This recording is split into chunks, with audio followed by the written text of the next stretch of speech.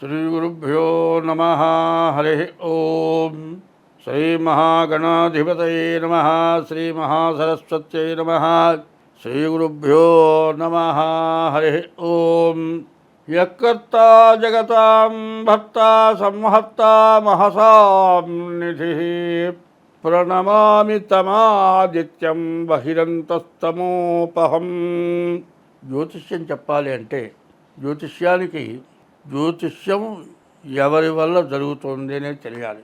యకర్త, కర్త అనేవాడు ఎవడు? జగతాం భర్త, జగతిని మొత్తాన్ని భరించేవాడు భర్త, జగతిని మొత్తాన్ని పోషిస్తున్నాడు. యకర్త జగతాం భర్త. సంహర్త, అందరినీ సంరక్షించేవాడు సంహర్త. మహసాం నిధి, ప్రపంచం మొత్తానికి అవసరమైనవన్నీ కూడా ఇచ్చి దాచి మనం గనక ఒక నెలకో సంవత్సరానికో బియ్యము, పప్పు, ఉప్పు, చింతపండు అన్నిట్లా చేకూర్చిపెట్టుకుంటామో ఈ ప్రపంచమందు ఉన్నటువంటి జీవరాశులు 84 లక్షల జీవరాశులు ఉన్నాయి. వీటన్నిటికీ తగిన ఆహారాన్ని ఇచ్చేటువంటి వాడు యకర్త జగతాం భర్త సంహర్త మహసాం నిధి, నిధి లాంటి వాడు. ప్రణమామి తమాదిత్యం, నమస్కారం చేస్తున్నా నేను ఈ జ్యోతిష్యం చెప్పటానికి నాకు ఆ వాక్కునివ్వమని ఆయన్ని ప్రార్థించి ఇప్పుడు 2025 సంవత్సరం మే నెల 8వ రాశి వృశ్చిక రాశి ఫలితాలు చెప్పుకుందాం. ఈ వృశ్చిక రాశికి మార్చి 30 వరకు అర్ధాష్టమ శని మారాడు. కానీ మీకు ఇప్పుడు ఏ గ్రహం పూర్తిగా బాగాలేదు. ఈ వృశ్చిక రాశి వాళ్ళు ఈ నెల తప్పించుకుంటే చాలా మంచిది. దాదాపు 14-15 తారీఖుల దాకా చాలా జాగ్రత్తగా ఉండాలి. ఈ రాశి వాళ్ళు ఎట్టి పరిస్థితుల్లో తిని ఇంట్లో కూర్చుంటే చాలు, బయటకు పోకుండా ఉంటే చాలు, ఏ పని చేయకుండా కూర్చుంటే చాలు. ఎందుకంటే బతుకుంటే బలుసాకేరు తినచ్చని ఉంది. బయటకు పోతే ఏదైనా దెబ్బ తగిలిందంటే నీ జీవితంలో ఇక నువ్వు పనికిరావు. పనికిరానటువంటి పరిస్థితి రావచ్చు, కాదు ప్రాణం పోయే పరిస్థితి కూడా రావచ్చు. ఇటువంటి సమస్యలు రాకుండా ఉండాలంటే ఇంట్లో కూర్చొని తినండి. నువ్వు చేసే వ్యాపారాన్ని ఆపేసేయండి. ఈ నెల ఆపన్నందువల్ల నీకు వచ్చిన నష్టం మాత్రం ఏమీ లేదు. కాబట్టి ఇది రాసే బాగుండలేదు. ఇక లగ్నం కూడా కావాలి. పుట్టిన తారీఖు, నెల, సంవత్సరం టైం ద్వారా మీ జాతకం చూపించుకోవడం చాలా అవసరం. మీరు మే నెల 1వ తారీఖు నుంచి ప్రతిరోజు కూడా శివాలయానికి వెళ్ళి శివుడికి 11 ప్రదక్షిణాలు చేసి, మరి చేతనైతే సోమవారం ఈశ్వరాభిషేకం చేయించుకోండి. అట్లా కాకపోతే పొద్దున్నే తెల్లవారుజామున లేచి శివాలయంలోకి వెళ్ళి ముందు శివాలయంలో ప్రదక్షిణ చేసి ఈశ్వర అభిషేకం జరిగేటప్పుడు శివుడి ఎదురుగుండా కూర్చొని అభిషేకం తీర్థం తీసుకొని నవగ్రహాల ప్రదక్షిణ చేసి బయటికి వచ్చిన తర్వాత కాళ్ళు కడుక్కోవద్దు. ప్రతి వాళ్ళు నవగ్రహాల గుళ్ళోకి వెళ్ళి బయటికి వచ్చిన తర్వాత కాళ్ళు కడుక్కుంటున్నారు. దానివల్ల చాలా నష్టపడుతున్నారు. కాబట్టి ఈ రాశి వాళ్ళు ఆ పని మాత్రం చేయొద్దు. ఈ టైం తప్పించుకుంటే చాలా అదృష్టవంతులు. ఇదివరకే 2 సంవత్సరాల నుంచి చాలా అప్పులయ్యి చాలా నష్టాలు పడి ఆస్తులు పోకుండా నిలబెట్టుకున్నారు. ఇప్పటికైనా మీరు బాగుండాలంటే ఎంత జాగ్రత్త పడితే అంత మంచిది. ఇది కాకుండా మీ డేట్ ఆఫ్ బర్త్ ద్వారా మీ జాతకం చూపించుకోండి. తర్వాత మీకు ఈ టైం ఎట్లాంటిదంటే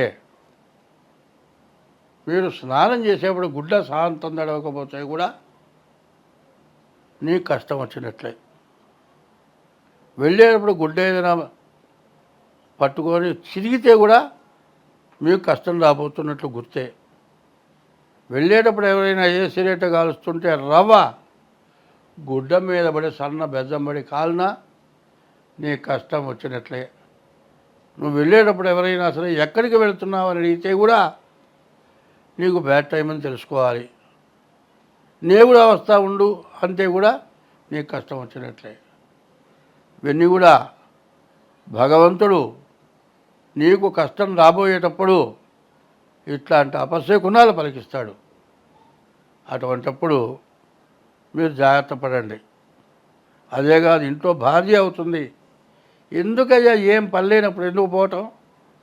ఎవడో రమ్మంటాడు, వాడేదో పనికి రానివాడు, బజార్లో పని లేకుండా తిరిగేవాడు. నువ్వు పని చేసేవాడు, కష్టపడేవాడివి. ఇవాళ ఖాళీ దొరికింది, హాయిగా ఇంట్లో కూర్చో అంటుంది భార్య. అంటే పెళ్ళాన్ని చెబితే వినేంత మాత్రం వాడిని అంటాడు వీడు. పెళ్ళాన్ని చెబితే వినకపోతే నువ్వే పోతావు, వాడెమ్మడే పోతావు, నువ్వు దెబ్బతింటావు. కాబట్టి ఇట్లాంటి టైము చాలా బ్యాడ్ టైము. ఎప్పుడు కూడా తల్లి, తండ్రి, గురువు, దైవం.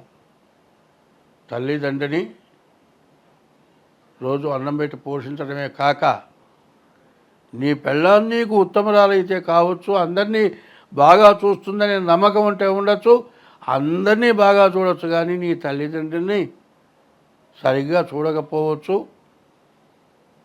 ఇదంతా కాదు, నీ తల్లిదండ్రులకి నీ భార్య అన్నం పెడుతుందా, చూస్తుందా లేదా,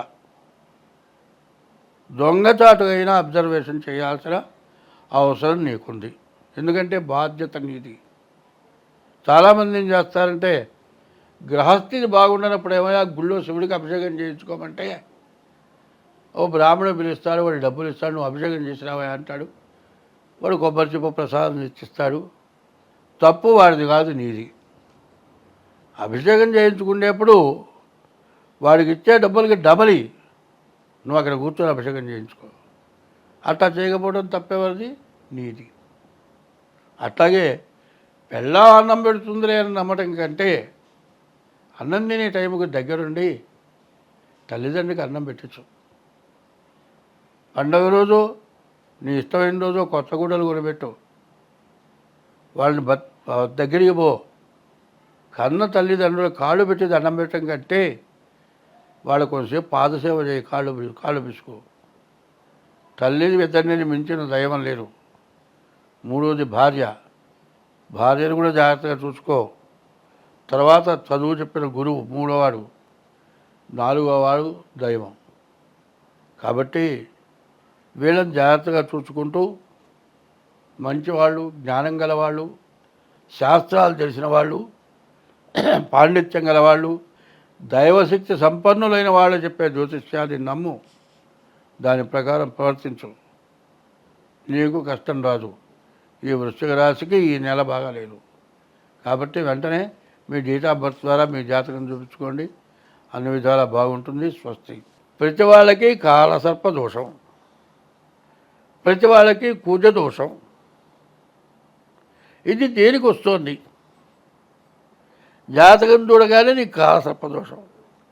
ఎందుకు వచ్చిందయ్యా? పావును చంపితే వచ్చింది కాలసర్పదోషం.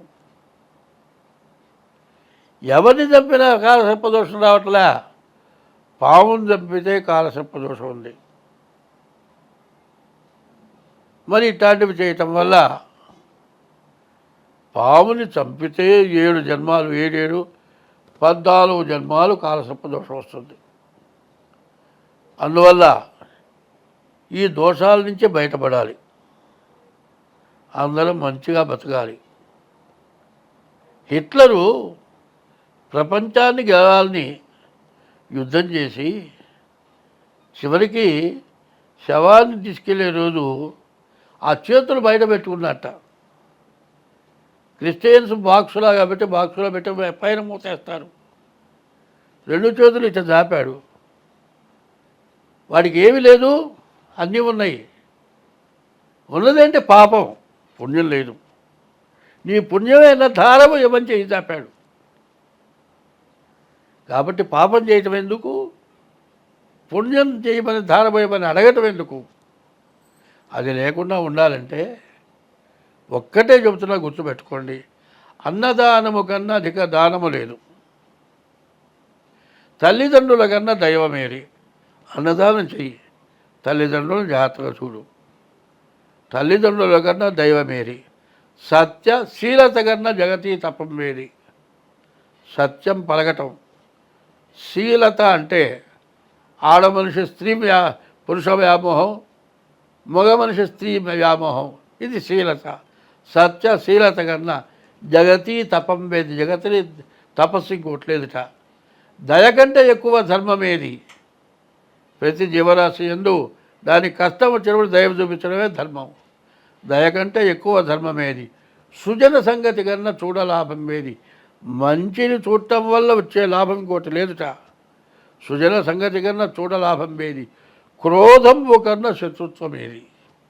క్రోధం పెట్టుకొని వాడిని ఏదో చెయ్యాలనుకొని చేయటం అంత నీచమైన పని ఇంకోట్లేదు. అంగనామణి కన్నా భిన్నవమణి ఏది? ఆడ మనిషిని మించిన మణి ఇంకొకటి లేదుట. అందువల్ల నీ భార్యను భార్యగా చూడు, చెల్లెలు చెల్లెలుగా చూడు, పర స్త్రీని తల్లిగానో చెల్లెలుగా చూడు. అంగనామణి కన్నా అభినవమణి ఏది? రుణము కంటేను నరునకు రోగం ఏది? అప్పుంటే ఆ రోగాన్ని మించిన రోగం లేదు. రుణము కంటేను నరునకు రోగం ఏది? ధరణి అపకీర్తి కంటేను నరకం ఏది?